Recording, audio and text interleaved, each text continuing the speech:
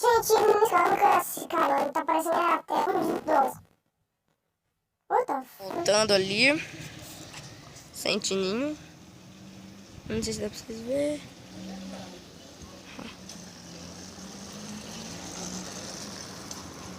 Olha ali. De zoom aqui.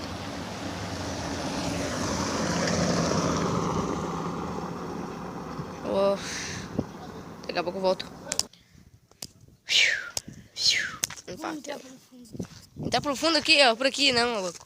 Aqui, ó. Vai ter que passar por aqui, ó. Ou por ali no corredorzinho da morte. Ou vamos passar por ali mesmo.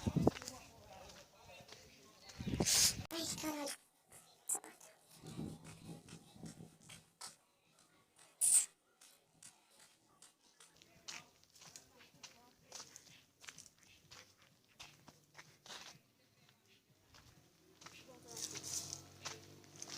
Não tem porta?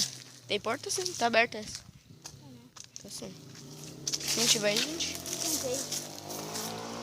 Não, tem arame aqui, velho. Puta que pariu. Arame farpado.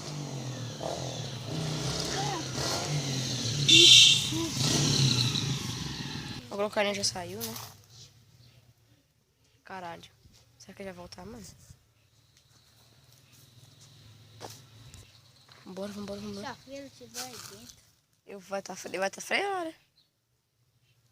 ela tá. Eu quero saber como é que Giga entrou aqui dentro, velho. Puta que pariu.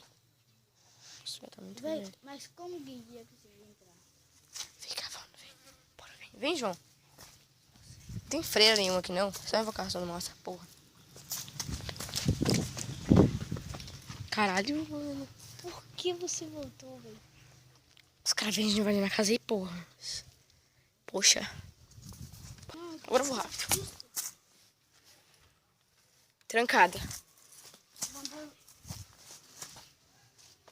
Tá, porra, volta, volta, volta.